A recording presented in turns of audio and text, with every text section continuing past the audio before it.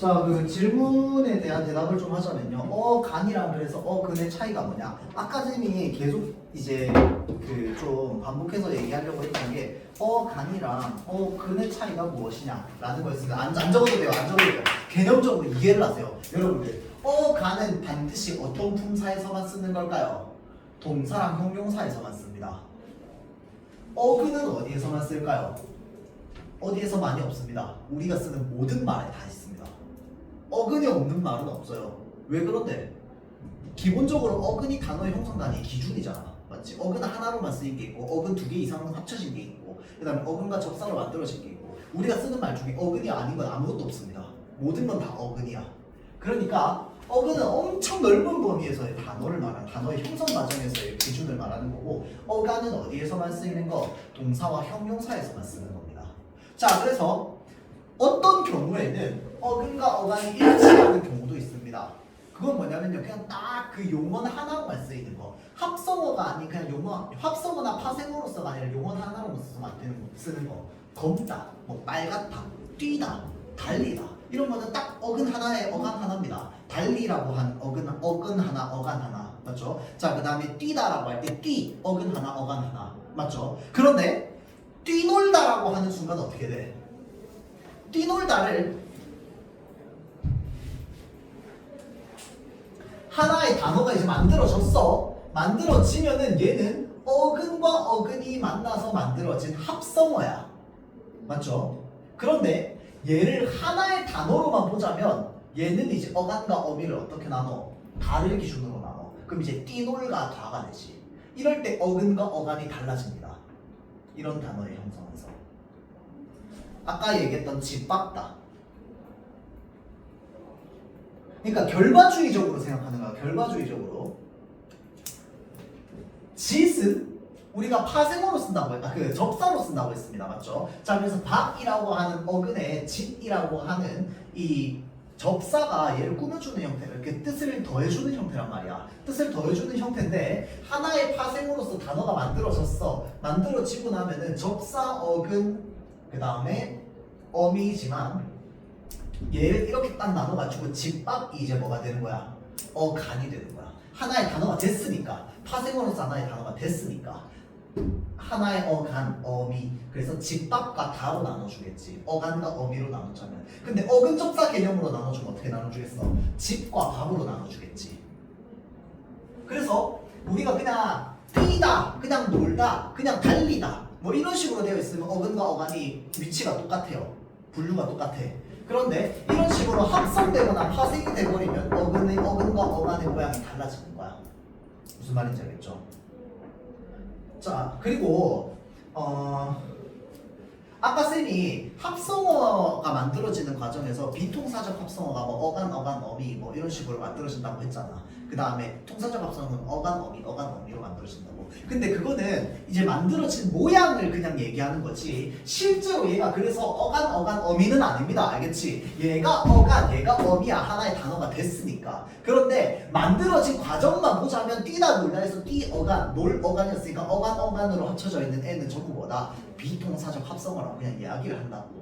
무슨 말인지 알겠죠? 자, 그냥 비통사적 합성어인데 어찌됐건 얘가 하나의 합성어라는 건 하나의 단어라는 뜻입니다. 하나의 단어이기 때문에 어간은 이렇게 나뉘는 거야. 무슨 말인지 알겠죠? 추가적인 질문 있을까요? 어간이랑 어근은 다른 거예요. 완전 다른 세상에 있는 애들이야. 접두사랑 어근이 같이 들어가면 어간이 되는 거예요. 그렇지. 완전 다른 세상이기 때문에 그게 가능한 거야. 어근을 나누는 기준이랑 그 다음에 어간을 나누는 기준이 서로 다르기 때문에 이렇게 합쳐졌을 때도 어간은 얘네 합쳐지든 말든 상관이 없는 거야. 무슨 말인지 알겠지? 어간은 뭘 기준으로 나눈다고 했어? 기본형의 달을 기준으로 나눈다고 했잖아. 그러니까 어간은 니네가 합쳐지든 말든 난 상관 안 해. 어미 기준으로 앞에를 끊어서 어간을 나누는 거야. 뭐로 합성되든 파생되든 그건 내가 상관할 거 아니야 라고 생각하면서 나누는 게 어간. 무슨 말인지 알겠죠? 자, 그렇게 생각을 하면 됩니다. 자, 다음 요거 시조 한번 봅시다. 시간이 되려나 모르겠네. 근데 질문은 상당히 좋았어요. 왜냐면 일단은 어간과 어근의 차이를 너무너무 잘 이해해야 돼. 페이지는 134페이지네요.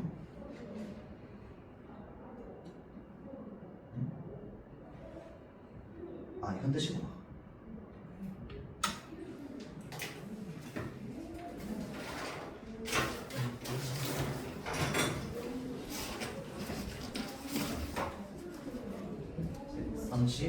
뭐라고? 잠깐만 내가 단중 나와. 미안합니다.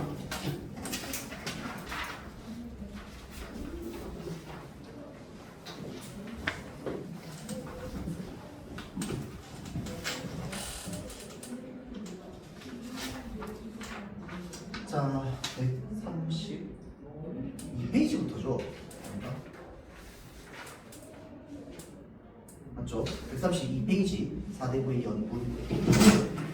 자, 지난 시간에 선생님이 그 수양대군의 이야기 좀 했었다, 그쵸? 수양대군과 단종. 자, 그래서 이 단종과 수양대군이 단종을 밀어내고 이제 왕위를 차지했던 사건을 우리는 계유정난이라고 하는데, 이 계유정난을 배경으로 하는 시조는 내용이 시조는 종류가 엄청 많습니다. 알겠죠? 자, 그래서 지금 여기에서도 보면은 이 방한대 현근촉불 이거는 이제 그 단종에 대한 이야기야. 알겠죠? 자, 그리고 밑에 여기가 천만리 이것도 마찬가지로 단종에 대한 이야기입니다.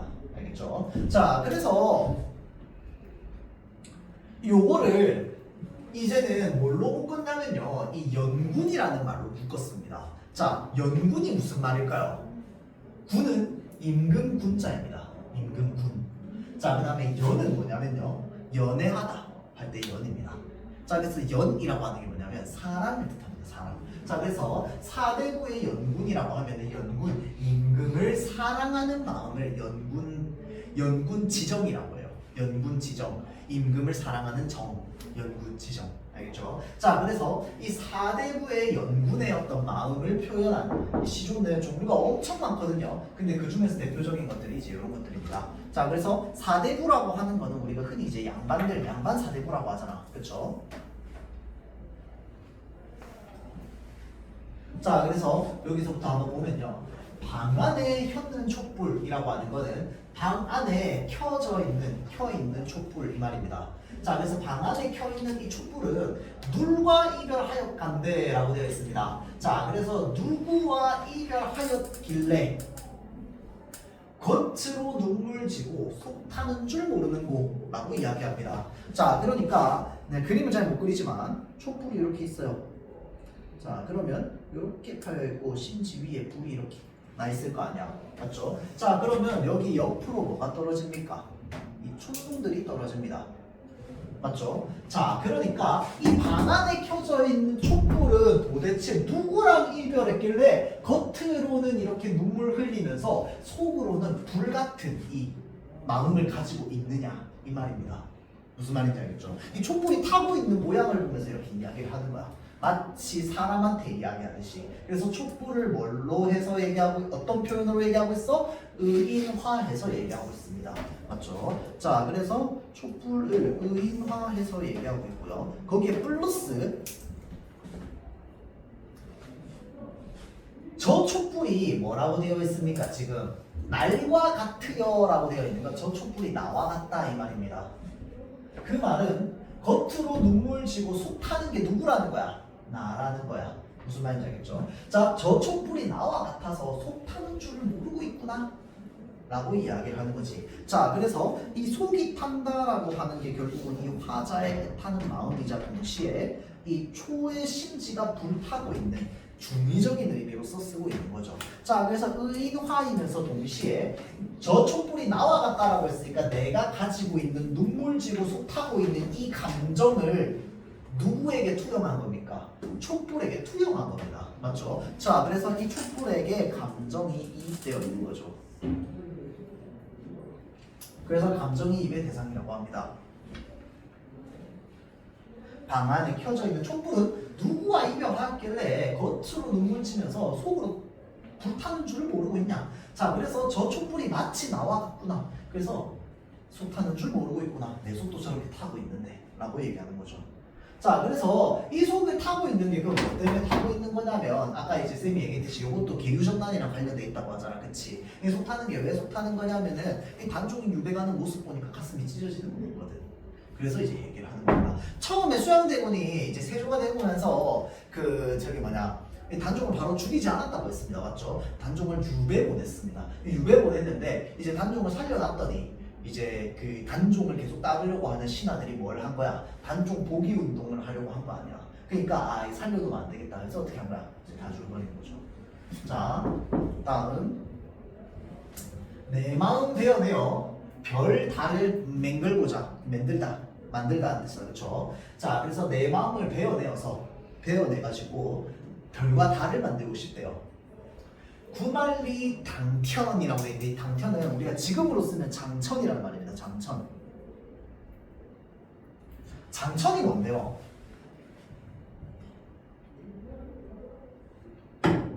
길 장자에다가 하늘 천자. 먼 하늘이라는 뜻입니다. 알겠죠? 이 구만리 엄청 멀어요. 알겠지? 자, 그래서 이 구만리 장천에, 구만리의 먼 하늘에 번듯하게 걸려있어. 인 계신 곳에 비추어나 보리라 라고 이야기를 합니다. 자, 그래서 이 별과 달을 만들잖아요. 그럼 얘가 하늘 위에 있으면 뭘 뿜어낼까요? 빛을 뿜어냅니다.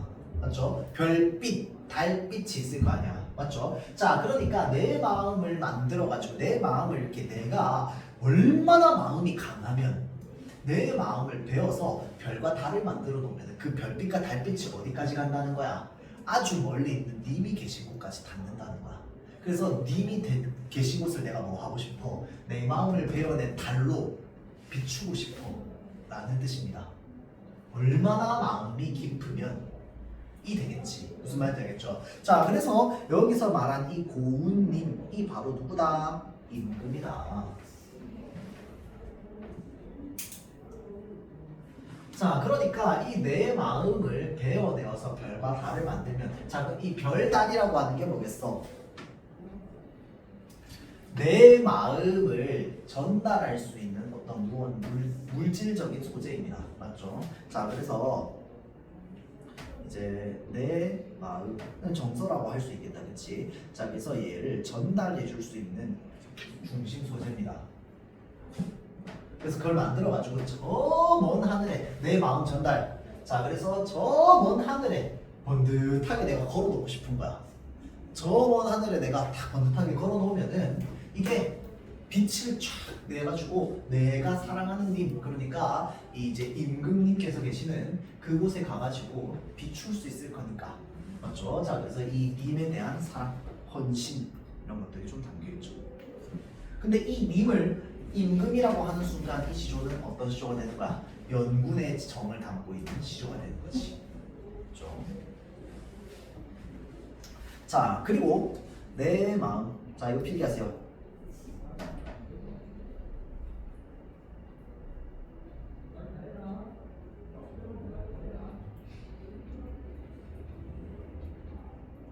자, 별과 달은요, 구체적 대상입니다.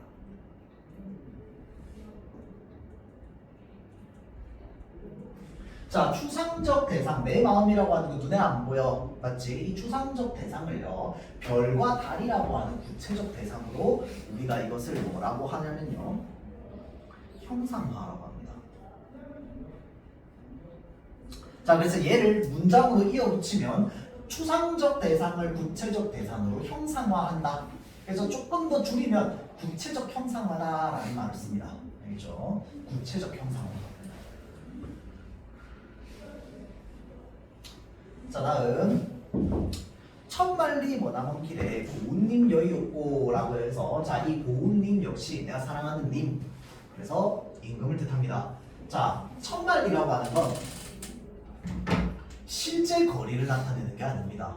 이 님은 원래 거리 나타내는 거잖아, 그렇지? 근데 우리나라 몇 리라고 막 얘기합니까? 보통 애국가에서 삼천리 화려강산이라고 하잖아.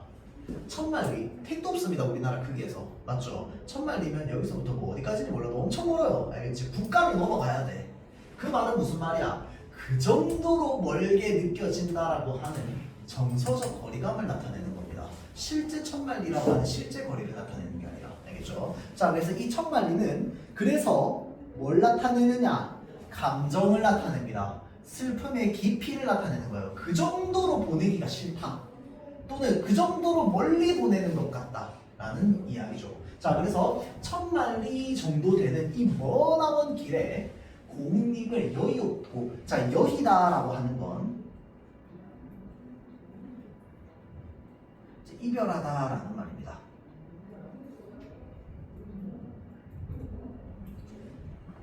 우리 지금 시대에서 여의다라는 말을 쓰잖아, 그치? 여의다.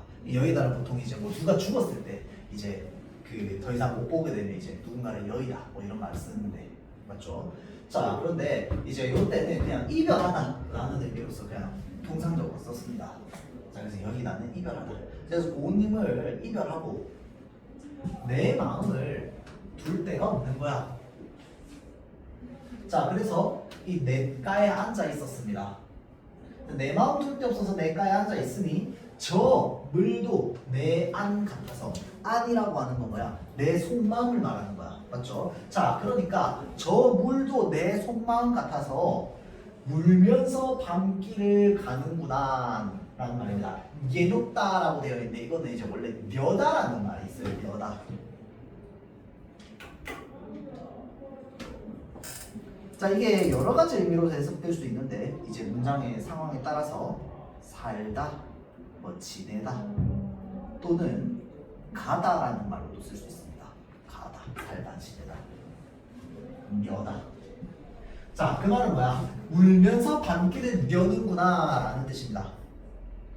자, 그러면 우는 거는 지금 여기서는 누구 보고 운다고 얘기하는 거야? 물 보고 얘기하는 겁니다. 근데 사실 우는 감정은 누구한테 있어요? 화자한테 있어. 무슨 말인지 알겠지? 화자의 울고 싶은 감정을 어디에다가 투영해서 얘기하는 거야? 저 냇물에 투영해서 얘기하는 겁니다. 맞죠? 자, 그래서 이 물 역시 뭐가 되느냐? 감정이입의 대상물이 됩니다. 감정이입의 대상물이야.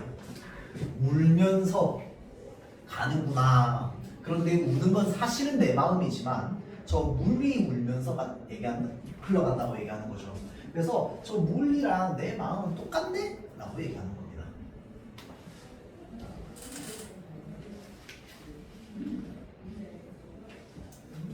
자, 그래서 그렇게 보면 되고요. 여기 뒤에 2번 문장 봅시다. 자, 그래서 가나다와 거기에 갈래상의 특징을 비교하여 이해한 내용으로 적절하지 않은 것을 이라고 되어 있는데, 자, 보면요, 마음에 먹은 말씀 슬카장 살짜니라고 되어 있습니다. 자, 이게 뭐냐면요, 마음은 뭔지 안다, 그쵸? 자, 우리가 흔히 요 아레아 있죠, 아레아. 아레아는 어떻게 우리가 읽으면 되냐면 첫 음절에서는 아로 읽고요.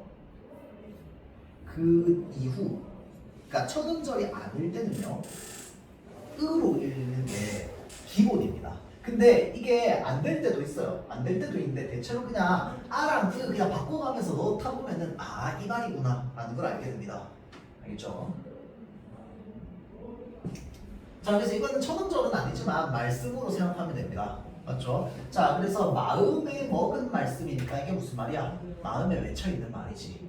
맞죠? 자, 그래서 마음에 맺혀있는 말을 슬카장이라고 하는 거는 슬크정, 뭐 슬카장 실컷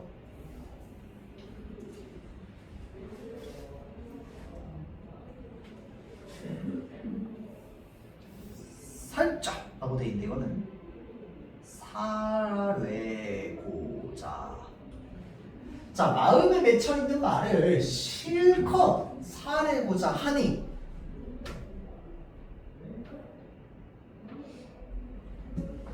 눈물이 바로 나니 말씀인들 어이하며. 자, 말씀인들 어이하며 어째 하겠냐 이 말이잖아. 그쵸? 그럼 했다는 거야, 못했다는 거야?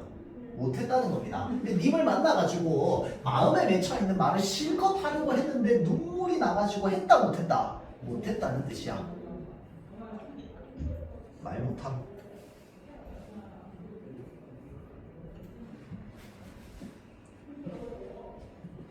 정, 님에 대한 정을 못다하여 모기조차 매여하니. 자, 정을 못다하여 모기조차 매여서 목이 메어서 이 말입니다. 목이 메어서. 자, 정을 못 따라요. 목이 메어서 오전된 개성은 이라고 하는 건 오전에 개성은 달게 울음소리입니다. 한자 그대로 닭개자에다가 소리 성자입니다. 잠은 어찌 깨웠는가 이 말입니다. 자, 그게 무슨 말이냐면 닭은 꽃기호 하면서 아침에 울잖아, 그치? 자, 그러니까 이 꽃기호 하는 아침 울음소리에 뭐가 깨진 거야 지금? 잠이 깨진 겁니다. 꿈이 깨진 거야. 무슨 말인지 알겠죠? 자, 그래서 지금 님을 만난 거거든. 여기서 님을 만났는데 눈물이 나서 말 한마디도 못하고, 그래서 정을 좀 나누고자 하는데 목이 메어가지고 또 한마디도 못한 거야. 그 상태로 꽃기호해서 잠을 깨버린 겁니다. 그 말은 무슨 말이야? 님을 어디에서 만났다는 거야? 꿈속에서 만났다는 겁니다. 무슨 말인지 알겠죠? 자, 그래서 이 꿈속에서 님을 만난 상황.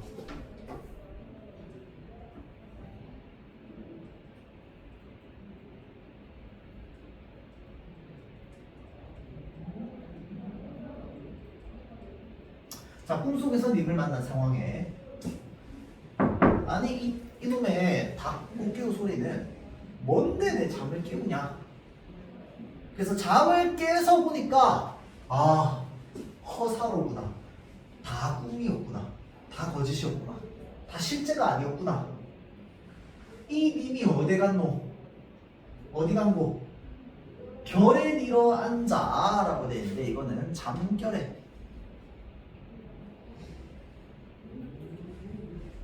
니어는 일어나서, 자, 잠결에 일어나가지고 앉아서 창문을 열고 바라봤더니 어여쁜 그림자라고 되어 있는데 이 어여쁘다라고 하는 건 지금은 예쁘다는 뜻이 아니고 가엾다라는 뜻입니다.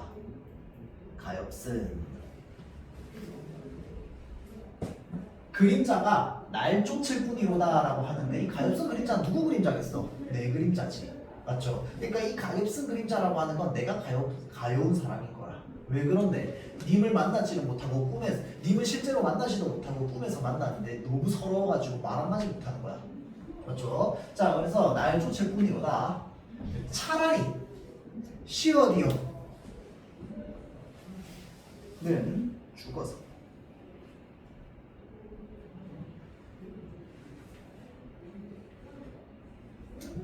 자, 그래서 차라리 죽어서 나걸 떨어지는 달빛이나 되어서 님 계신 창문 안에 번듯하게 비추겠다. 도저히 님을 살아서는 만날 수 없으니 죽으면은 내가 저 달빛이 돼가지고 님이 계신 창문에 번듯하게 달빛을 비춰주고 싶어. 그러면 내가 그때 이 달빛을 통해서 님에게 내 사랑을 좀 전달할 수 있지 않을까? 라고 생각을 하는 거죠. 자, 그런데 여기서도 마찬가지로 이게 지금 시 자체는요, 이게 좀 특이한데요. 화자가 여성 화자로 설정되어 있어요. 쓴 사람은 남자야. 남자 4대구예요. 4대구인데 마치 여성이 자신의 사랑하는 어떤 뭐 사랑의 대상 또는 남편을 보고 싶어하고 그리워하고 사랑하는 감정을 이제 그런 부부 또는 남녀의 어떤 사랑을요, 이 임금과 신하의 사랑을 그 남녀의 사랑으로 빗대어서 얘기하는 거야. 자, 그래서 여기서는 지금 이 여성 화자가 자신이 그리워하는 그 님에 대한 사랑을 얘기하는 것처럼 적혀 있으나 전체적으로만 보자면 이거는 임금에 대한 사랑입니다. 그러면 여기에서 말하는 님은 전체적인 의미로 해석을 하자면, 이 역사적인 의미로 해석을 하자면 님은 누가 되겠어? 임금이 되겠지. 그렇죠? 자, 그래서 번듯하게 비추리라. 자, 여기까지가 화자 한 명이고요. 이 시조는 또 특이하게 화자가 2명입니다. 둘이 대화해요. 그래서 이 지금 이렇게 얘기하니까 이 얘가 위로해 주는 겁니다. 각시라고 하니까 여자잖아, 그치? 둘 다 여성 화자거든. 여성 화자 둘이 얘기하는 거야. 자, 각시님 다리아 커니와라고 되어 있는데 이건 이제 우리 지금 말로 하면은 다리아 커녕. 자, 다리 얘기는 커녕 굳은비나 되십시오.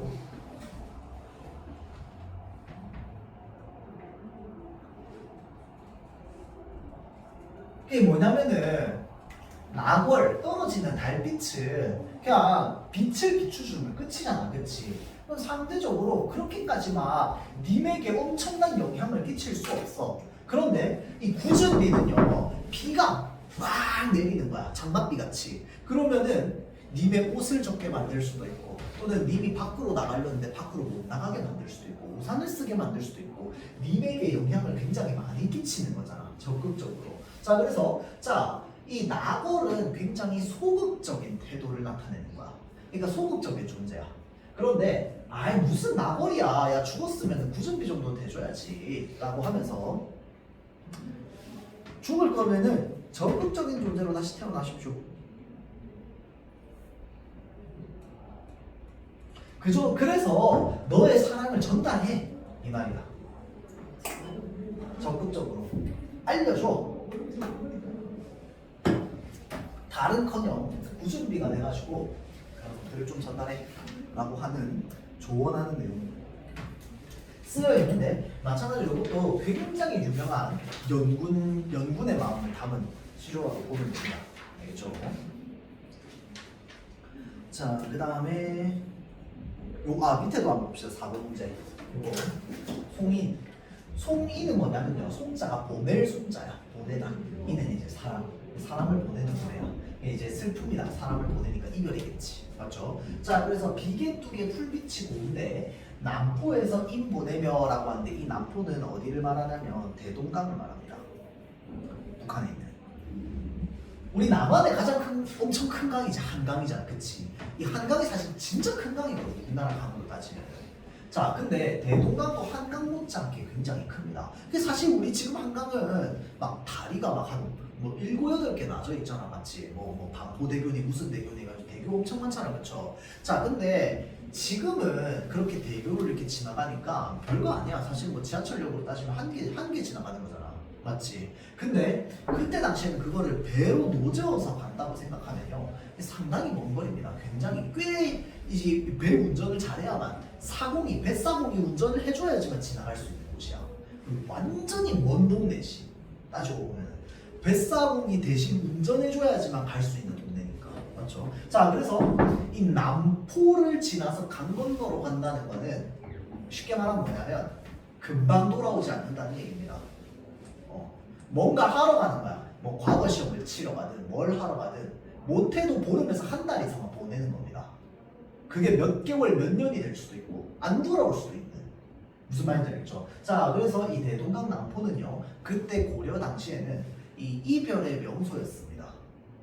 그러니까 이 대동강 남포에 뭐 하고 있냐면 뱃사공들이 배가 한두 개가 아니었을 거 아니야, 뱃사공들이. 그럼 뱃사공들이 있으면 전부 다 이 눈물 훔치면서 다 보내고 있는 거야, 거기에. 그러니까 그 수많은 사람들의 이 눈물이 다 대동강으로 흘러가지고 대동강 물 마를 수나 있겠냐? 사람들이 이렇게 눈물을 많이 흘리는데 이별 눈물 해마다 푸른 물결을 보태고 있어, 이 대동강 물결에. 무슨 말인지 알겠죠? 자, 그래서 비개뚝의 풀빛은 참 고와, 풀빛은 참 예뻐. 근데 사람들은 다 뭐하고 있어? 울고 있어. 자, 그래서 이 사람들의 감정,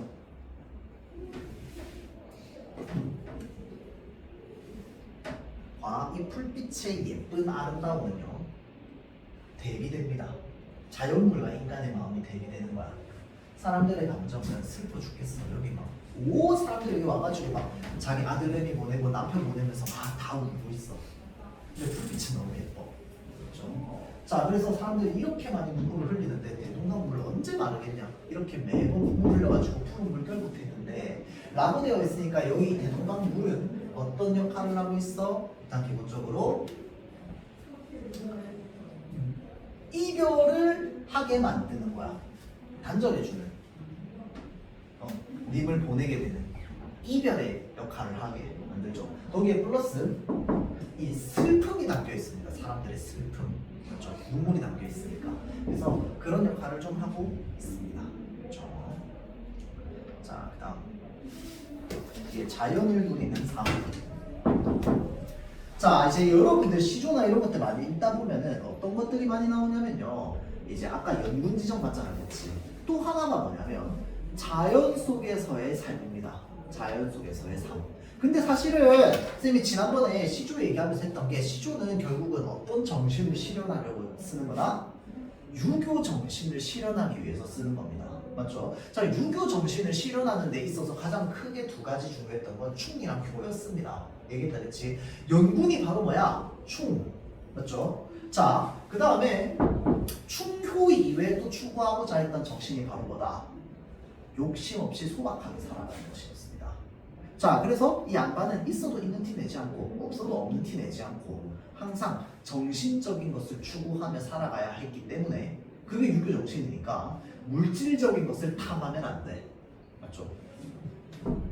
자연에 있는 그대로를 누리면서 즐기면서 자신에게 주어진 분수에 맞게 살아가는 삶. 왜냐면 내 분수는 누가 정해주는 건데? 하늘이 정해주는 거거든.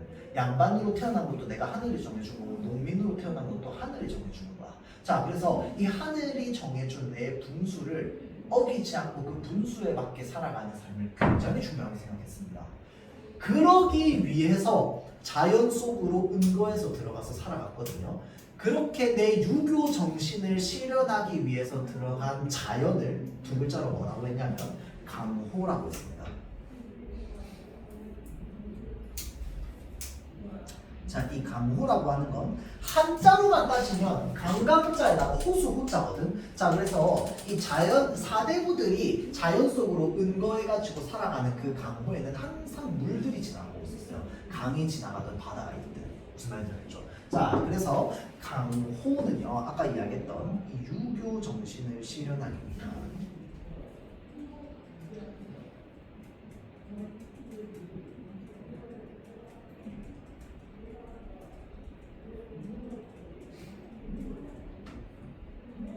이 자연 속의 공간입니다. 자, 그렇기 때문에 강호에서는 욕심부리면 돼, 안 돼? 그러니까 욕심부리면 돼, 안 돼가 아니에요. 욕심부릴 필요가 없는 거야, 자연 속에서. 맞죠? 자, 그래서 이 사람들, 특히나 공부 좋아하는 사람들한테는 이 강호에 들어가가지고 책 읽고 자연 즐기는 게 세상 최고의 낙인 거야. 무슨 말인지 알겠죠? 자, 그래서 강호 한정이라는 말이 있는데 이게 뭐냐면 강호에서 한가롭게 살아가는 감정, 정서라는 뜻입니다. 그렇죠? 이 강호에서 살아가는 삶 중에 가장 행복한 게 한가로운 거거든.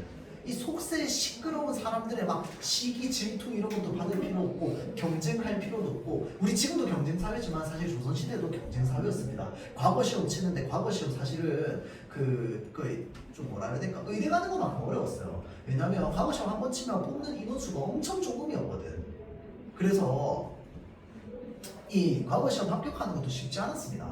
예, 그때나 지금이나 경쟁 사회인 건 똑같아요. 자, 그래서 속세의 삶은 이 경쟁, 욕심, 그리고 그러면 관직에 올라가면 끝인가? 아니지. 승진은 안가시켜주는 게 아니잖아. 이 영의정 좌의정까지 최고의 자리, 그러니까 영의정 좌의정이면 지금으로 따질 거면 장관, 국무총리급이란 말이야. 그 자리까지 올라가려면 어떻게 경쟁을 많이 해야 되는데 누구랑 정치적으로 좀 친해져야 되고 잘 나가는 사람 많이 타야 되고 전부 속세에 시끄러운 다 이 경쟁밖에 없는 거야. 그런데 강호로 들어가면 어떻게 살아갈 수 있어? 한가롭게 살아갈 수 있어.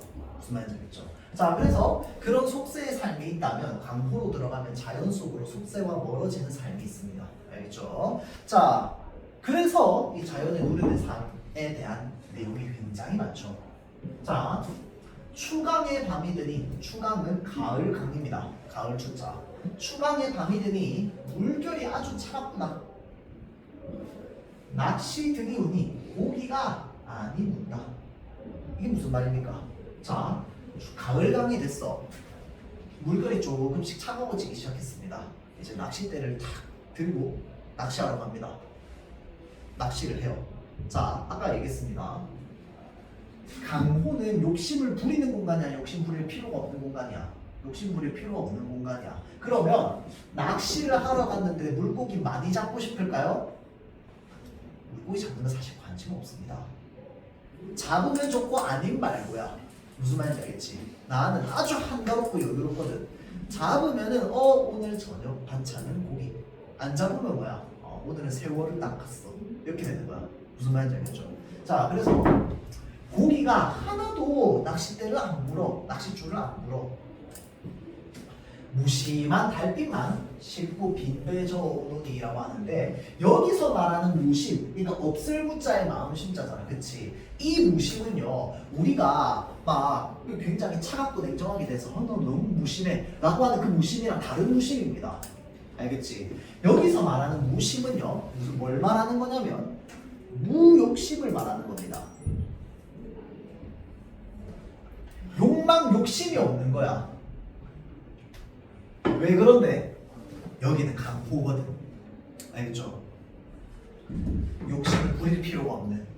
자, 그런데 지금 여기 뭐라고 되어 있어요? 달빛이라고 되어 있다, 그치? 자, 그러니까 욕심 없는 달빛만 싣고 빈배 저어 오노라. 달빛을 실제로 실을 수 있어?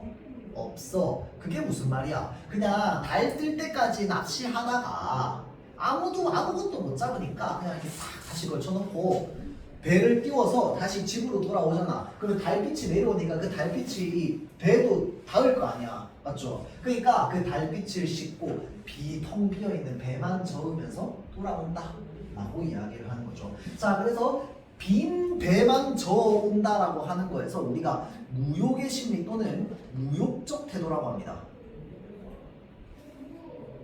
욕심, 욕망이 아무것도 없어. 빈 배를 저어오는데 불만도 없습니다. 그냥 행복한 겁니다. 알죠? 자, 그래서 이런 것들을 이제 우리가 흔히 무욕적 태도라고 한다. 여기서 말하는 무심한 달빛이라는 건 욕심 없는 달빛. 그런데 이 달빛만 욕심 없는 게 아니고 누구도 욕심이 없어. 나도 욕심이 없어. 알겠지? 자, 다음 10년을 경영하여. 이 경영하여라고 하는 거 10년을 계획하여. 자, 10년 동안 살 거를 계획해가지고 초려삼간 지어내니라고 이야기합니다. 자, 초려삼간이라고 하는 거는 삼간, 세 칸이라는 뜻입니다. 세 칸. 초려는 초가집을 뜻해요. 초가집, 세 칸짜리 초가집이야. 자, 우리는 지금 방 세 칸짜리 집이 있으면은 그냥 딱 일반적인 아파트의 형태잖아. 맞지? 거실에 방 세 칸 주방. 맞지? 그냥 딱 일반적인 아파트의 형태. 자, 그런데 이때는 한옥이었어. 그러니까 우리가 흔히 기와집에 한옥을 짓는다면 울타리 이렇게 쫙 해가지고 안채 하나 있고요, 사랑방 하나 있고, 행랑채 하나 있고, 방 3개는 진짜 가난한 집입니다. 방 막 여러 개 있어요. 맞지? 그리고 심지어 안채 같은 경우에는 대청가로 있고, 안방 있고, 뭐 주방 있고, 방이 여러 개야. 집도 여러 채고, 그게 하나의 한옥이잖아. 맞지? 자, 그래서 3칸짜리 초가집은요 진짜 가난한 집입니다. 알겠죠? 자, 그런데 이 사람들은 4대부야. 4대부가 가난하게 살 일이 있어? 없어요. 자, 그러니까 이거는 뭐냐면요, 자기가 추구하는 소박한 삶입니다. 나는 뭐만 있으면 돼? 3칸짜리 초가집만 있으면 아무것도 바랄 게 없어 라고 얘기하는 소박한 태도를 나타내는 겁니다. 자, 그래서 10년 동안 살 걸 계획해가지고 이렇게 소박하게 3칸짜리 초가집을 지어내니, 자, 이 3칸짜리 초가집에 나 1칸 들어가고요. 그 다음에 달 1칸 들어갑니다. 나 1칸, 달 1칸. 그리고 청풍이라고 하는 건 맑은 청자에다가 바람 풍자. 자, 그래서 이게 원래 풀을 청자잖아. 풀을 청은 여러분들 다 알죠? 풀을 청에다가 상수면 이거 붙으면 얘는 맑은 청자입니다. 알겠죠? 자, 그래서 맑은 바람 1칸. 자, 그래서 달 실제로 방에 들어갈 수 있어? 없어. 청풍 실제로 방에 1칸 있을 수 있어? 없어. 자, 그래서 지금 이 달과 청풍을요 마치 뭐랑 똑같이 여기는 거야? 나와 똑같이 여기는 겁니다. 나랑 같은 수준으로 보는 거야. 그 말은 뭐야? 자연이랑 나랑 전부 하나 되는 무라일체의 경지를 이야기를 한다. 이면서 동시에 의인법입니다. 의인법. 달을 마치 방 1칸에 들어갈 수 있는 존재로 얘기하고 있기 때문에. 맞죠? 자, 그래서 나 1칸, 달 1칸, 청풍 1칸 맡겨두고는 맡겨둔다는 말입니다. 그러니까 3칸짜리 초가집인데 거기에 나 1칸 들어가고 나면 나머지 2칸은 누구 들어가면 돼? 달빛 하나 들어가고 맑은 바람 하나 들어가면 된다. 이 말입니다. 자, 그런데 강산, 강과 산은 우리 집에 들일 데 없으니까 마치 병풍처럼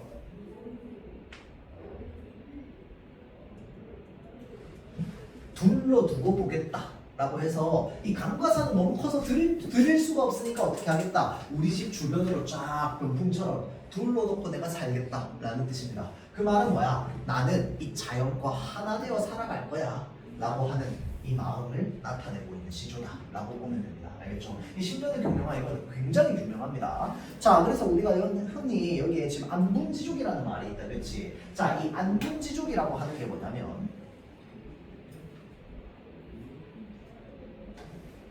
적혀있는 그대로입니다. 분은 분수를 뜻해요. 족은 만족을 뜻합니다. 자, 그래서 자신의 분수에 만족하며 살아가는 삶입니다. 안은 편안하다 할 때 안자입니다.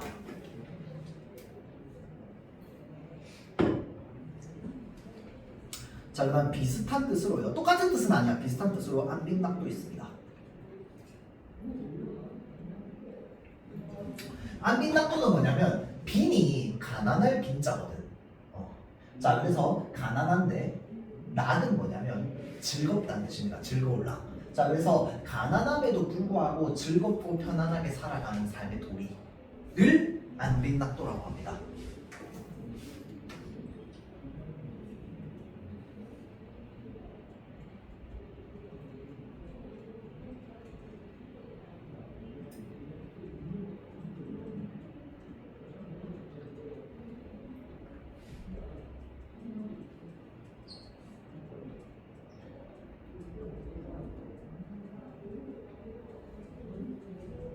이 살아가는 삶의 태도를 안빈낙도라고 합니다. 이게 이제 유교 정신의 실현이죠. 자, 그 다음 밑에 대추볼 붉은 고래라고 되어 있습니다. 자, 대추입니다.